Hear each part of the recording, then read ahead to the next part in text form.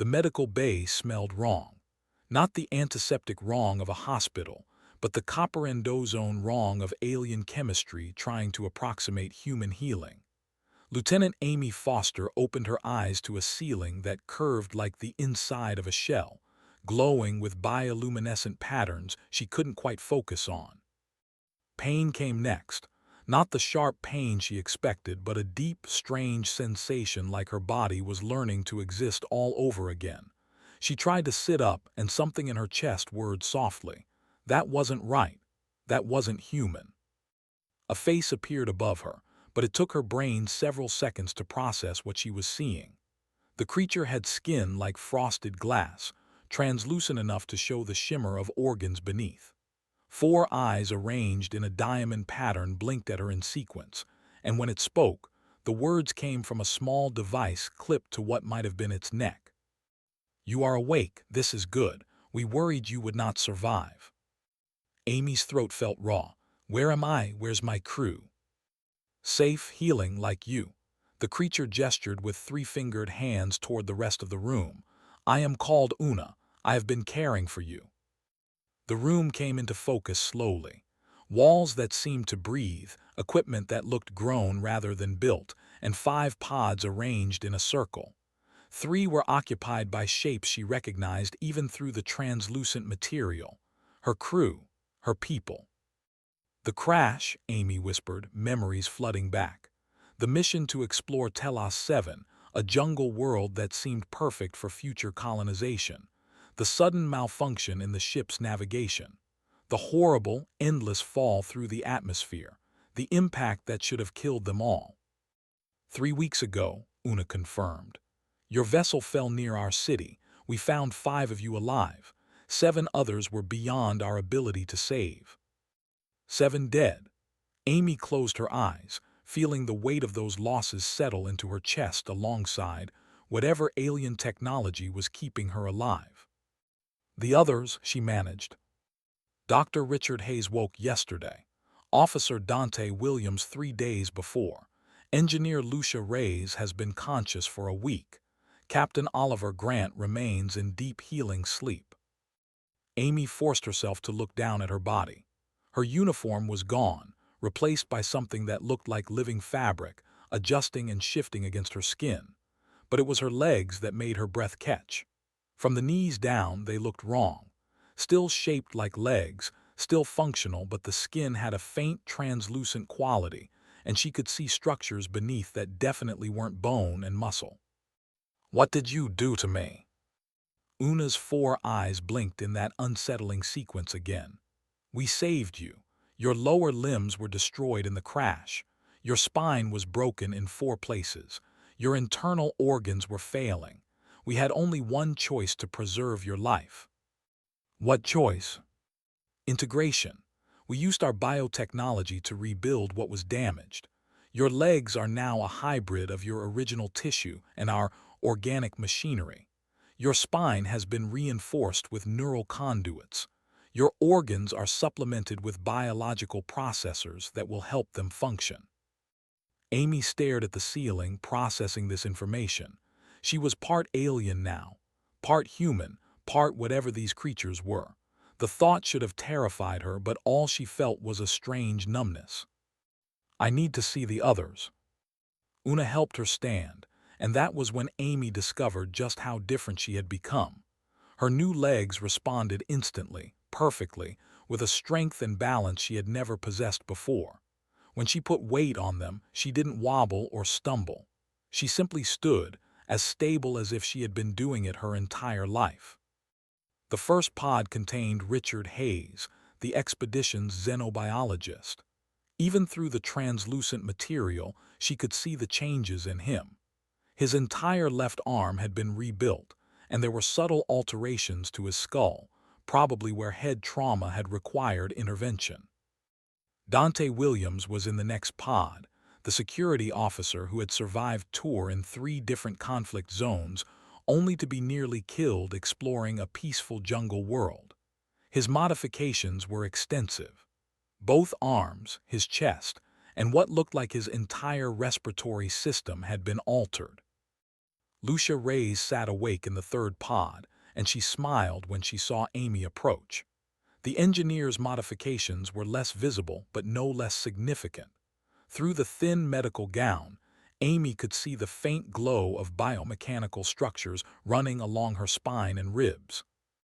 "About time you woke up," Lucia said, her voice rough but steady. "I was getting tired of being the only one conscious enough to appreciate how weird this all is. How are you handling it?" Lucia shrugged, and the movement showed the smooth, enhanced function of her rebuilt shoulders. "I'm alive. We're all alive. That's more than I expected after that crash. Everything else is just details." Amy wanted to share that pragmatic view, but she couldn't quite manage it. She moved to the last pod, where Captain Oliver Grant lay motionless. His modifications were the most extensive of all. Through the pod's surface, she could see that nearly half his body had been rebuilt. "He took the worst of the impact," Una explained quietly. "He will survive, but his recovery will take longer." "How much longer?" "Days, perhaps a week. His body is learning to accept the changes." A tremor ran through the building, subtle but unmistakable. Una's four eyes widened, and she touched a panel on the wall. Lights began flashing in colors Amy didn't have names for. "What's wrong?" "Your vessel, the power source at its core. It is becoming unstable." Amy's training kicked in immediately. "The fusion reactor, how unstable?" "Our scientists estimate 3 days before containment fails completely. When that happens, the explosion will destroy our capital city and kill everyone within 5 miles of the crash site." The numbness Amy had felt evaporated, replaced by cold, sharp focus. She had been a pilot for 12 years, had flown everything from atmospheric shuttles to deep space cruisers. She knew exactly what a failing fusion reactor could do. "We need to stabilize it, shut it down completely." "We do not understand your technology well enough. Our attempts to examine it have only accelerated the degradation." Amy looked at her modified legs, her altered body. She thought about Richard with his rebuilt arm, Dante with his enhanced strength, Lucia with her reinforced frame. And she thought about the Telosians who had saved them, who had given up their own resources and knowledge to keep 5 strangers alive. "Get the others up," she said. "Everyone who can stand, we're going to fix this." "You are barely recovered," Una protested. "We're recovered enough. And if we don't stop that reactor, recovery won't matter. Not for us and not for your people." Amy took a step toward the door, and her new legs carried her with a confidence that felt both foreign and natural. She was different now. They all were. But maybe that difference was exactly what they needed to survive.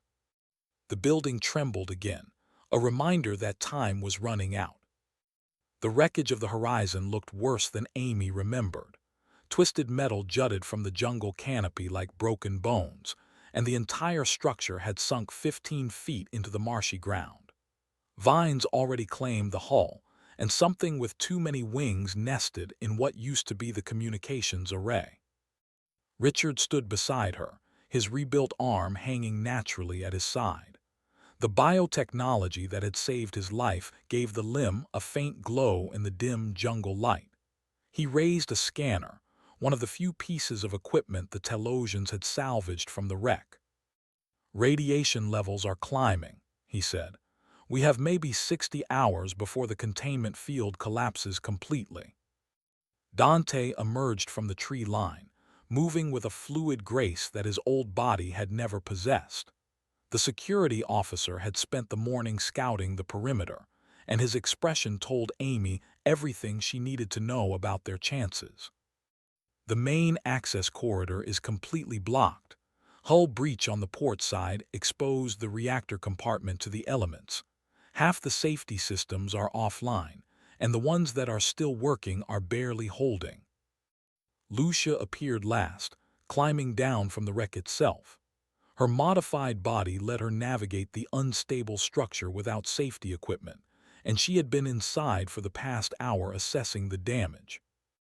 "I can reach the reactor," she announced. There's a maintenance shaft that's still intact.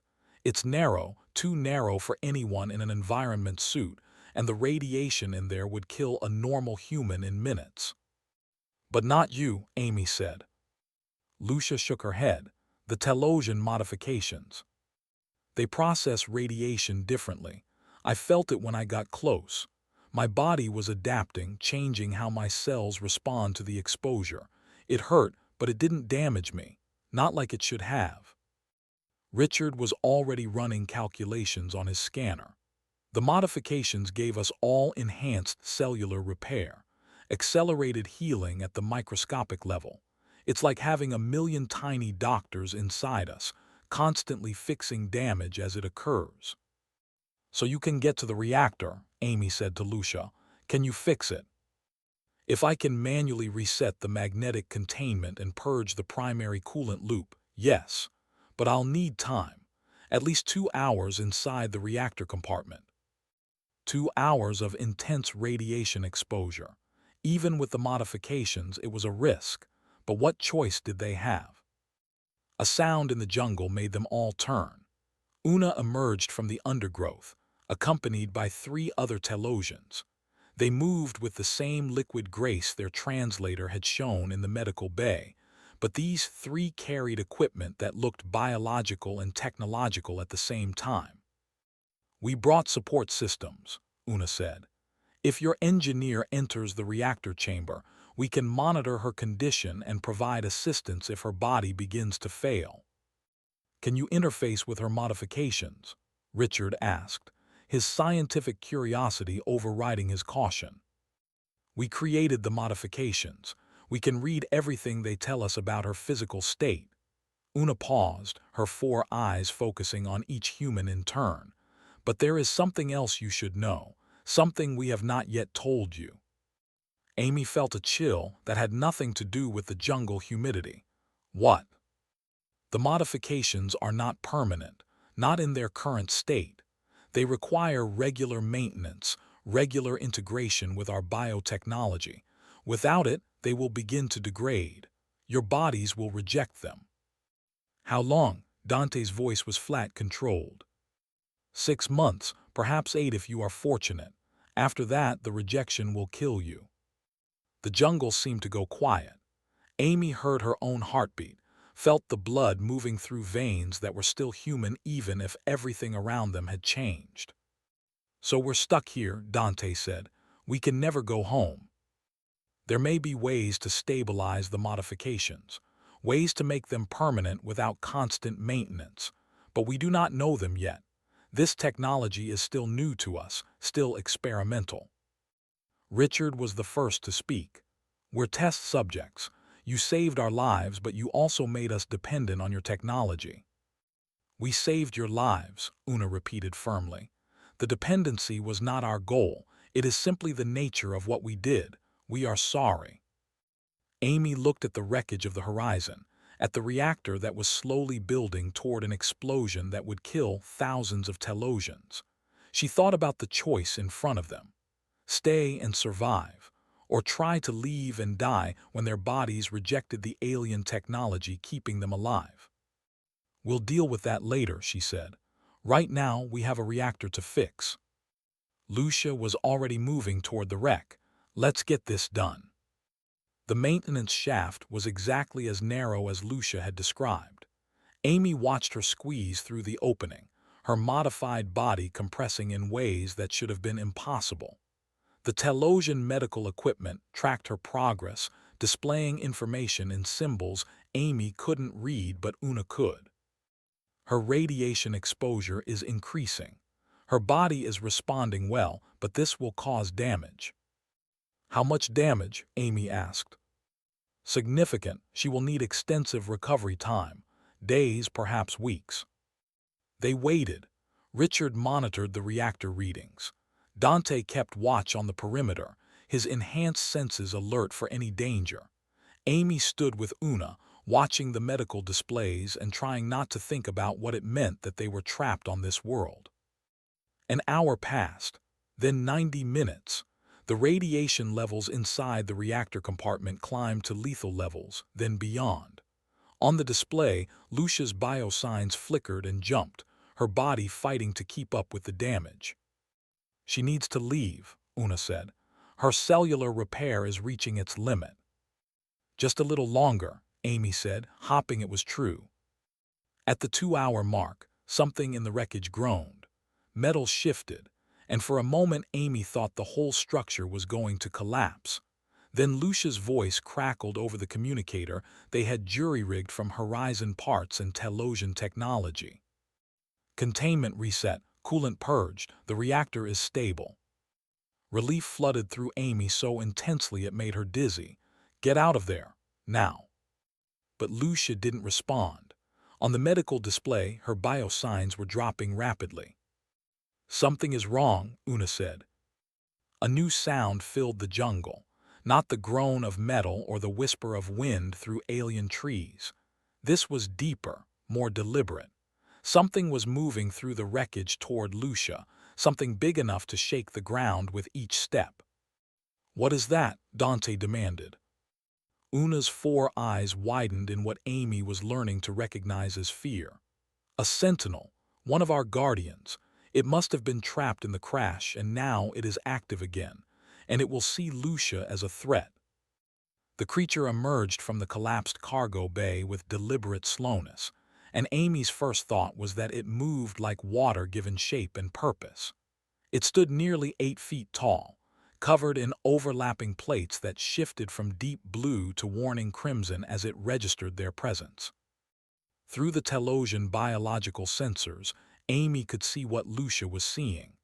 The sentinel blocked the only exit from the reactor compartment, its massive form filling the corridor. It had no eyes that Amy could identify, but she knew it was aware of Lucia, could probably sense every heartbeat, every breath.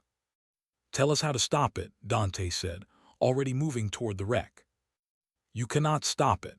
Sentinels are designed to be unstoppable. They protect our cities from apex predators that could tear through metal and stone. There has to be a way to communicate with it, Richard said, to tell it we're not threats. Una made a gesture that might have been the Telosian equivalent of a shrug. Sentinels are connected to our biological network. They respond to signals from the collective consciousness of our people, but you are not part of that network. We have your modifications inside us, Amy said. Doesn't that connect us somehow? In theory, yes, but you do not know how to access that connection. It would take months of training to learn.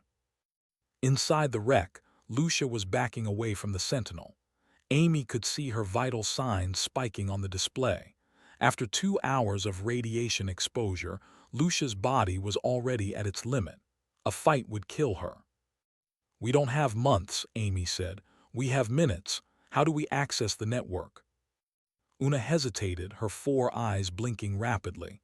It is not safe. Your minds are not prepared for full integration. The shock could cause permanent damage. More permanent than death. The sentinel took a step toward Lucia. The metal floor groaned under its weight. The modifications in your nervous system, Una said quickly. They can serve as a bridge, but you would need to open yourself completely, drop all mental barriers. The network will flood into your consciousness. It will feel like drowning. Amy didn't hesitate. Tell me what to do. Focus on the modifications. Feel them inside you. They are alive in their own way, connected to everything Telosian. Stop resisting them. Stop seeing them as foreign. Accept them as part of yourself. It went against every instinct Amy had. The modifications were alien, invasive, other. But she closed her eyes and tried anyway. She felt for the strange presence in her legs, the subtle wrongness that had haunted her since waking up. Instead of pushing it away, she pulled it closer. The sensation was immediate and overwhelming.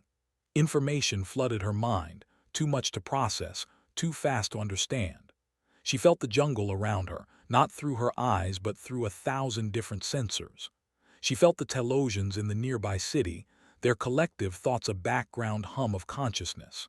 She felt the sentinel, its simple purpose-driven mind focused entirely on the perceived threat in the reactor chamber. And she felt Lucia, exhausted and terrified but still standing, still fighting to survive. Amy reached through the network toward the Sentinel. She didn't use words. Language was too slow, too limited. Instead, she sent feelings, images, intentions.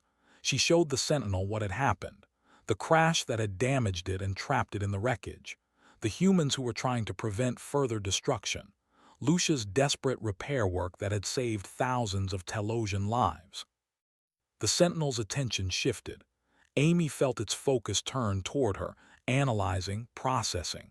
It had been alone in the darkness for weeks, its connection to the network severed by damage. Now it sensed something familiar but wrong. The modifications marked Amy as Telosian, but her mind was human. She pushed deeper into the connection, accepting more of the network's input. The drowning sensation Una had warned about hit her full force. Amy felt like she was dissolving, her individual consciousness spreading out across the biological network until she couldn't tell where she ended and the collective began. But she held on to one thought: Lucia, her crewmate, her friend, who was going to die if Amy couldn't make this alien guardian understand. The Sentinel's armor shifted from crimson to deep blue. Its aggressive posture relaxed. Through the network, Amy felt its confusion give way to understanding. The creature had been functioning on instinct, isolated and damaged. Now it was connected again, and it recognized that the humans were not threats but allies. It stepped aside. Lucia didn't waste time questioning the miracle. She ran, her exhausted body barely able to keep moving. Dante was already there to catch her as she emerged from the wreckage, her skin pale and her breathing shallow. "Get her to medical," Amy managed to say, fighting to maintain her grip on individual consciousness. The network wanted to keep her, to integrate her fully. It would be so easy to let go, to become part of something larger than herself. Richard's voice cut through the haze. "Amy, you need to disconnect. Your neural activity is off the charts. You're going to burn out your own brain." She tried to pull back, but the network held tight. It wasn't malicious. It simply didn't understand that human minds needed boundaries, needed separation. To the Telosians, the collective was natural. To Amy, it was suffocation. "Help her," she heard Una say. Hands touched her, human and Telosian both. They created a buffer, a safe space for her to retreat into. Slowly, painfully, Amy pulled herself free from the network. The disconnection felt like tearing, like leaving part of herself behind. She opened her eyes to find herself on the ground, Richard and Dante supporting her, while Una monitored her vital signs. "That was incredibly dangerous," Una said. "But it worked," Amy replied. Her voice sounded strange to her own ears, like she had forgotten how to speak. "The Sentinel, it understood." "It did more than understand. It has joined your effort, look." Amy turned her head, which felt like moving through water. The Sentinel had emerged from the wreckage and was using its massive strength to stabilize the damaged sections of the horizon.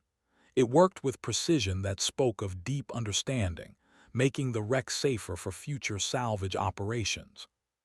"It wants to help," Amy said, still feeling echoes of the Sentinel's simple, powerful desire to protect and serve. "Thanks to you," Richard said, "though please never do anything that insane again." Amy wanted to agree, but she knew it was a promise she couldn't keep. The network was still there, just on the edge of her awareness. And now that she knew how to access it, everything had changed. A Telosian runner approached, moving with urgent speed. "The ship from your world, it has been detected in orbit. Your people are coming." The UNSS Discovery descended through Telos 7's atmosphere like a silver needle threading green cloth, its hull reflecting the binary star system's light. Amy watched from the Telosian city's highest platform, her enhanced vision tracking details no baseline human could see at this distance. The ship was beautiful, familiar, and represented everything she could never return to. Captain Oliver Grant stood beside her, finally recovered enough to walk. His modifications were the most extensive of all of them, and he moved with a careful deliberation that spoke to how much of his original body he had lost. "They'll want to take us home," he said quietly. "We can't go home, not anymore. The modifications will kill us if we leave." "I know, but they don't know that yet. And when they find out what we've become, there's going to be questions. Lots of questions." The Discovery landed in a clearing the Telosians had prepared, using their biotechnology to convince the jungle to temporarily relocate. Amy watched the boarding ramp descend and felt a complicated mixture of hope and dread. Commander Patricia Webb emerged first, her uniform crisp despite the journey. Behind her came Dr. Ajay Sharma, the expedition's medical officer, already scanning the environment with evident fascination. A security team followed, their weapons holstered but clearly ready. Grant touched Amy's shoulder. "Let me handle first contact. I'm the least obviously modified." It was true. Grant's modifications were mostly internal, hidden beneath his uniform. The rest of them would be immediately recognized as changed. Amy nodded, stepping back with Richard, Dante, and Lucia. They watched from a distance as Grant approached the Discovery's crew.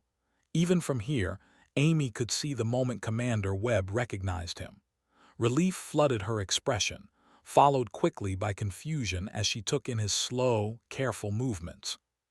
"Captain Grant, we've been searching for you for 3 months. When the Horizon missed its check-in, we feared the worst." "The worst nearly happened," Grant replied. "We crashed, lost 7 crew members. The natives saved the rest of us." Webb's gaze swept the Telosian city, taking in the organic architecture and the graceful beings watching from a respectful distance. "First contact. This is remarkable. Are your people safe? Do you need medical attention?" "It's complicated." Dr. Sharma stepped forward, his scanner already active. "Captain, your biosigns are unusual. I'm reading cellular structures that don't match your baseline. Have you been exposed to something?" Grant hesitated, and in that moment, Amy knew he was trying to find words that wouldn't cause immediate panic. But before he could speak, a young Telosian child broke free from its parent and ran toward the humans with innocent curiosity. The child was small, barely 3 feet tall, and it moved with the wobbling uncertainty of youth. It headed straight for a piece of equipment the Discovery's crew had left near the ship, something shiny and fascinating. What happened next took less than 2 seconds. The equipment toppled, 50 pounds of metal and electronics falling toward the child. Dante reacted on pure instinct, crossing 30 feet faster than any human should move, catching the falling equipment with his modified arms. He stood there holding the equipment that should have crushed the child, and every eye from the Discovery was on him. His arms, clearly inhuman in their construction and strength, gleamed in the double sunlight.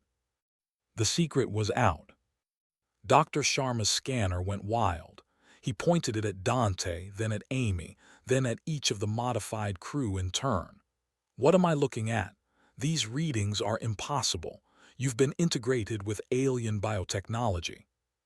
Commander Webb's hand went to her sidearm, not drawing it but making her caution clear. "Captain Grant, I need a full explanation. Now." They gathered in a cleared area between the Telosian city and the Discovery. Grant told the story as simply as he could. The crash, the injuries, the choice between death and modification, the debt they owed to the Telosians for their survival. Webb listened without interrupting, but her expression grew colder with each detail. When Grant finished, she turned to Dr. Sharma. "Assessment. They're not human anymore. Not entirely. The integration is extensive, probably irreversible. From a quarantine perspective, they represent a potential contamination risk." "We're not contaminated," Richard protested. "We're adapted. There's a difference." "You're carrying alien biological material integrated into your cellular structure," Sharma replied. "That's the definition of contamination." "We saved thousands of lives," Lucia said, her voice sharp with anger. "We stopped the reactor from destroying the city. We're not some biohazard to be locked away. Webb held up a hand. No one is suggesting that, but you have to understand the protocol. First contact situations involving biological integration require extensive medical examination and quarantine procedures for your safety and Earth's. We're not going back to Earth, Amy said. The words came out flat, final. We can't. The modifications require regular maintenance with Telosian biotechnology. Without it, we'll die. Silence fell over the group. The Discovery's crew exchanged glances, processing this information. Webb's expression shifted from official concern to something more human. Sympathy, perhaps, or pity. You're trapped here, she said softly. We're alive here, Grant corrected. There's a difference. Before Webb could respond, alarms sounded across the Telosian city. Una came running, her 4 eyes wide with fear. The northern seismic stations. They detect massive movement. Something is coming. What kind of something? Webb demanded. A leviathan, an ancient predator. They hibernate for centuries in the ice shelves, but your ship's arrival must have disturbed it. It is awake, and it is migrating south toward our population centers.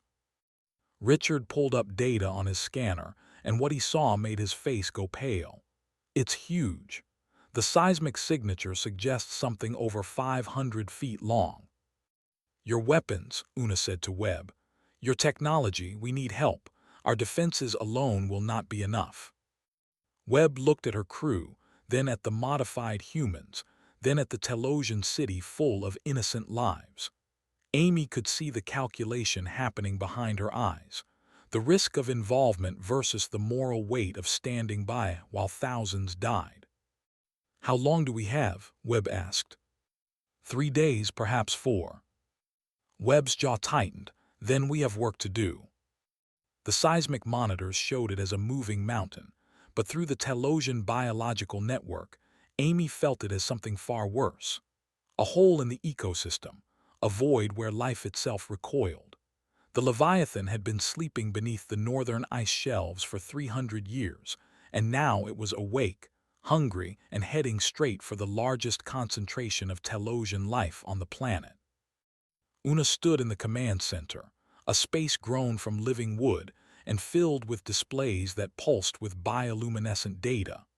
Around her, Telosian leaders gathered, their collective anxiety humming through the biological network like static. Our ancestors drove the last Leviathan into hibernation at great cost, Una explained. It took 3 generations working together, thousands of sentinels coordinating as one. We do not have those numbers anymore.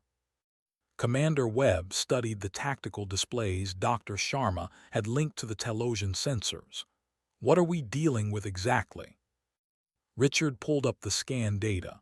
An apex predator that evolved to feed on biological energy.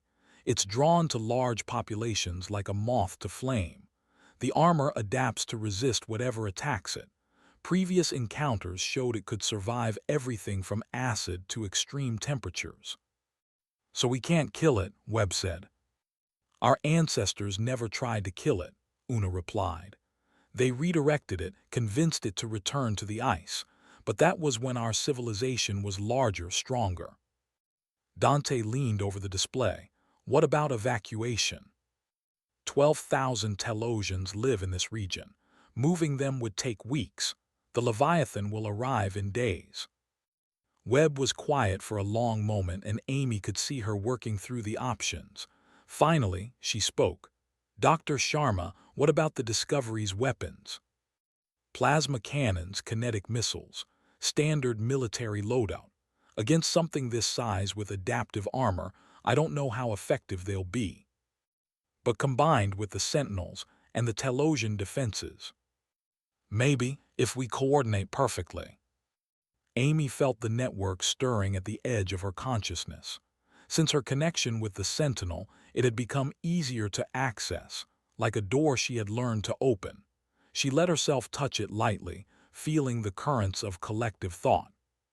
There's another option, she said. The modified crew. We can interface with the network in ways baseline humans can't. We could coordinate the defense, link the Discovery's weapons with the Sentinels and the Telosian forces. Webb turned to her. You've done this before. Once, when we saved Lucia from the Sentinel, it worked, but it was dangerous. The network can overwhelm a human mind. How dangerous? I nearly lost myself in it. If Richard and Dante hadn't pulled me back, I might have been trapped permanently.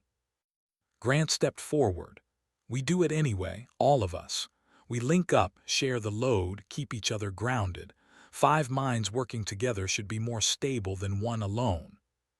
Dr. Sharma looked horrified. You're talking about risking permanent neural damage, possibly death. We're talking about saving 12,000 lives, Lucia replied. The math is simple. Webb studied each of the modified crew in turn. Amy saw the conflict in her expression. These people were no longer under Earth command, no longer fully human, but they were still people, still willing to sacrifice everything to protect others. I can't order you to do this, Webb said finally. You're not my crew anymore. No, Grant agreed, but we're making the choice anyway. The next 2 days were spent in preparation. The Discovery's crew set up weapon emplacements around the city, creating overlapping fields of fire. The Telosians gathered every sentinel within 100 miles, nearly 40 of the massive Guardians, and the modified crew practiced linking their minds through the network, learning to maintain their individual consciousness while sharing thoughts and sensations. It was harder than Amy expected. Each person's mind felt different in the network. Richard's was precise and analytical, processing information in neat categories. Dante's was instinctive and protective, constantly scanning for threats. Lucia's was mechanical and methodical, solving problems through systematic approaches. Grant's was tired but determined, carrying the weight of command even now. And Amy's own mind felt scattered, trying to hold all of them together while the network pulled at her consciousness. On the 3rd day, the Leviathan arrived. Amy saw it first through a Sentinel's senses, borrowed through the network. The creature was exactly as large as the scans suggested, but seeing it in reality was different. It moved through the jungle like water, its massive body flowing around obstacles. Trees that had stood for centuries simply dissolved in its wake, consumed for energy. All positions ready, Webb's voice came through the comm system. Modified crew, are you linked? Amy felt the others settle into the network around her. 5 minds, human and hybrid, connected through Telosian biotechnology. She felt their fear and their determination in equal measure. We're ready, she said through both the comm and the network simultaneously. Then let's show this thing what humans can do. The Leviathan entered the defense perimeter and the battle began. Plasma fire from the Discovery lit up the jungle, striking the creature's armor with devastating force. For a moment, Amy thought it would be easy. Then the armor shifted, adapting, and the next volley of plasma dissipated harmlessly.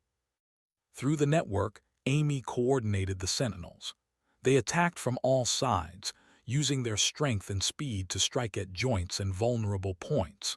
The Leviathan roared, and the sound was like nothing Amy had ever heard. It resonated through the biological network, a wave of pure aggression that threatened to shatter their concentration. Grant's mind steadied them. Dante's instincts guided their attacks. Richard's analysis found patterns in the creature's movements. Lucia's systematic thinking kept them coordinated. But it wasn't enough. The Leviathan was adapting faster than they could adjust their tactics. It broke through the outer defenses, heading straight for the city center. Amy felt the weight of failure crushing down on them. Then she realized something. They had been trying to fight the Leviathan, to hurt it enough that it would retreat. But Una had said their ancestors redirected it, not defeated it. Stop attacking, she said through the network. I have an idea. Are you insane? Dante responded. That thing is 50 yards from the city. Trust me. Amy dove deeper into the network than she had ever gone before, past the Sentinels, past the Telosians, into the ecosystem itself. Every living thing on Telos 7 was connected through microscopic symbiotic organisms, including the Leviathan. She felt its mind, ancient and simple. It wasn't evil or destructive.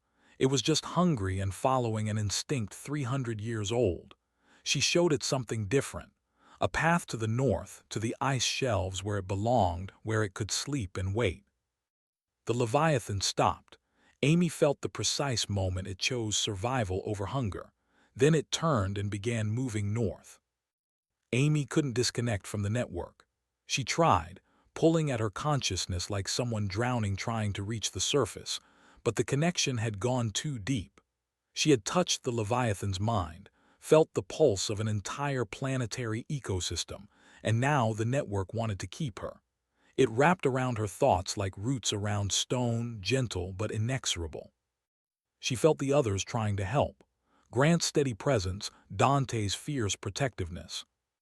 Richard's analytical problem-solving, Lucia's methodical searching. But they were anchors tied to a ship already sinking. If she went under completely, she would drag them with her. Then Una was there, not physically but in the network itself. The Telosian had lived her entire life connected to this collective consciousness. She knew how to navigate it, how to create safe spaces within the vast ocean of shared thought. "Stop fighting," Una's presence said. "Fighting makes it worse. You must accept what you are becoming." "I don't want to become this. I want to be me." "You will always be you, but you can be you and more. That is what integration means." Something shifted in Amy's understanding. She had been thinking of the network as something trying to erase her identity, when really it was offering to expand it. She could be Amy Foster and also be part of something larger. The two states weren't mutually exclusive. She stopped struggling and started accepting. The network settled around her consciousness like a comfortable weight. She was still herself, but now she was also connected to every Telosian, every sentinel, every living thing touched by the biological network. When she opened her eyes, she was lying on the ground. The others knelt around her, their faces tight with worry. Una monitored a display that showed biosigns Amy could now partially understand through her network connection. "Welcome back," Grant said quietly. "I didn't really leave. I'm still connected. I'll always be connected now." Dr. Sharma approached with his scanner, and Amy could feel his worry even without the network. "Your neural patterns have permanently integrated with the Telosian biotechnology. You're not going to be able to disconnect, are you?" "No, but I don't think I want to anymore." Commander Webb stood apart from the group, and Amy could read the conflict in her posture. The mission had started as a simple rescue operation and had become something far more complicated. "Captain Grant," Webb said formally, "I need to make my report to Earth Command. They'll want to know everything. The crash, the modifications, the first contact, all of it." "I understand. They'll want you to return, all of you, for study, for debriefing, for medical evaluation." Grant met her eyes steadily. "We can't return, you know that. The modifications require maintenance we can only get here. Then they'll want to establish a permanent presence. A research station, maybe a colony. This is first contact with a technologically advanced species. Earth isn't going to ignore that."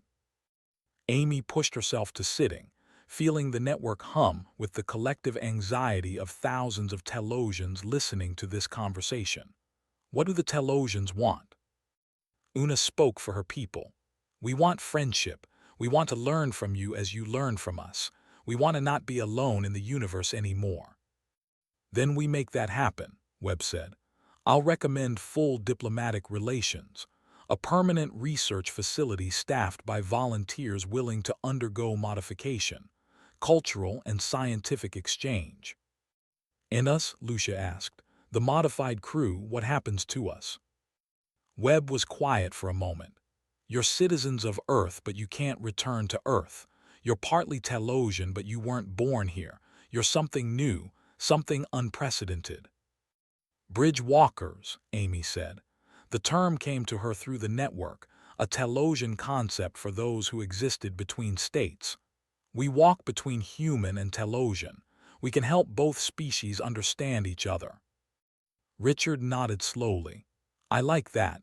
Bridge walkers. We translate not just language but experience. We show both sides what integration can accomplish. Over the following weeks, the plan took shape. The Discovery would return to Earth with Grant, who volunteered to advocate for cooperation and peaceful integration. Dante, Lucia, Richard, and Amy would remain on Telos 7, establishing humanity's first permanent presence on an alien world.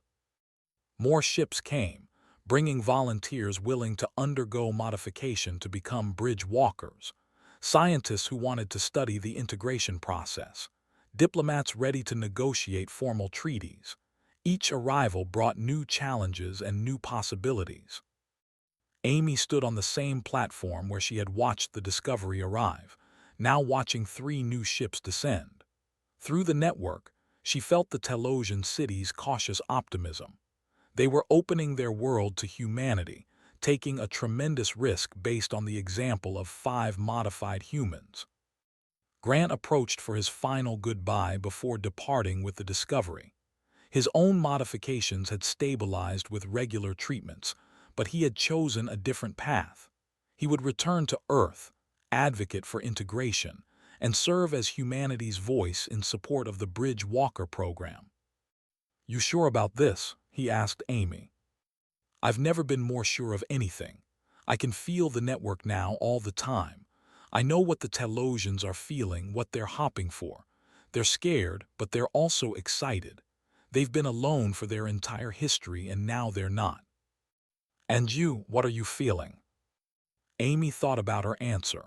She was no longer entirely human, but she wasn't entirely Telosian either. She existed in the space between, connected to both but fully belonging to neither. It should have felt like loss. Instead, it felt like discovery. I feel like I finally found where I belong. Not human, not Telosian, something new. Grant smiled. Then I'll see you when I bring the next wave of volunteers. People are already lining up to become bridge walkers. Turns out a lot of humans are willing to change if it means being part of something bigger. Amy watched him board the Discovery, watched the ship lift into the sky. Through the network, she felt the presence of the other bridge walkers, the volunteers who had already undergone modification, and the thousands of Telosians who were learning to trust this strange new partnership. 6 months ago, she had been a simple pilot on a routine exploration mission. Now she was something unprecedented, a bridge between species, a translator of experiences, a living proof that humanity's greatest strength wasn't staying the same but being willing to change, to adapt, to become something more. Above her, more ships descended, carrying the future. And Amy, connected to an entire world through invisible threads of biotechnology and trust, welcomed them home.